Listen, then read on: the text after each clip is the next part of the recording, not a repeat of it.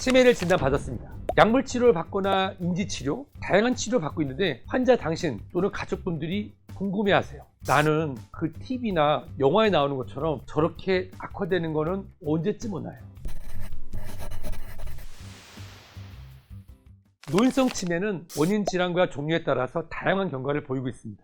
우선 알츠하이머 병이 원인인 경우에는 서서히 발병해서 8에서 10년, 장기적으로는 15년까지 서서히 진행됩니다. 초기에는요, 건망증과 유사해서 구분이 어려운 경미한 기억장애만 보여줍니다. 그러다가 진행이 되면 기억력 저하뿐만 아니라 무관심, 우울, 불안과 같은 정신행동 증상이 나타나고요. 그것이 시간이 지나게 되면 기억력이 떨어지면서 정신행동 증상이 심해지는 공격적 성향을 보거나 또는 완전히 무관심하는 경향을 보일 수 있습니다. 이런 행동들이 이 치매 환자의 보호자분, 가족들에게 많은 고통과 부담을 주는 것이 사실입니다. 말기 치매 환자의 경우에는 신경계 증상과 더불어서 신체적 합병증이 나타나는데요. 대표적인 것이 요실금이나 대변실금, 욕창, 폐렴 또는 개인 위생 관리의 어려움, 요로 감염 등의 합병증이 나타나서 이것으로 인한 폐혈증으로 사망하는 경우도 있습니다.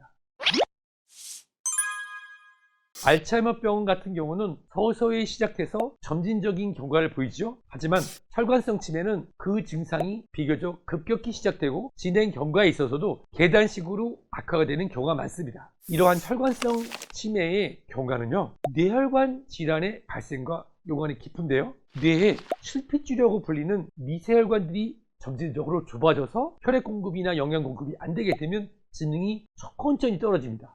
이런 경우에는 알츠하이머병과 유사하게 진행될 수 있겠죠. 하지만 초기부터 혈관이 막혀서 또는 혈관이 터져서 한쪽 몸을 못 움직이는 편측 운동마비, 보행장애, 사지경직이 나타날 수도 있고 또는 언어장애라든지 시야가 떨어질 수도 있습니다. 이뿐만 아니라 혈관성 치매인 경우에는 갑작스러운 혈관 출혈이나 또는 뇌경색으로 인해서 기억력이 급격히 떨어지는 것도 나타날 수 있고 혈관 손상으로 인해서 급격한 사망에 이를 수도 있습니다.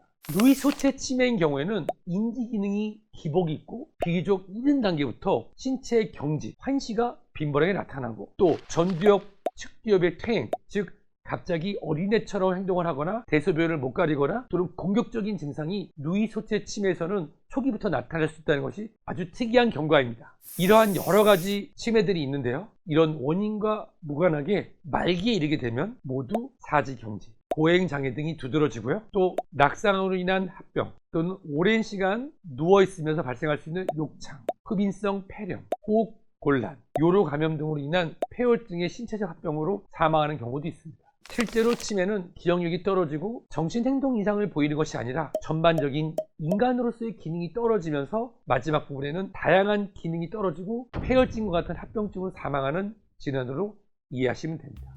인간이 인간답다는 것은 이 두뇌 활동이 우리 인간이 만들어낸 사회 규범 안에서 활동할 때 인간답게 살 수 있는 것입니다. 인간이 삶을 영위하고 인간으로서의 죽음을 맞이할 수 있다는 것도 어떻게 보면 하나의 기쁨일 수 있는데요. 우리가 치매 경과를 이해해서 인간으로서의 삶을 유지하고 아름답게 마무리하는 것도 중요할 것 같습니다.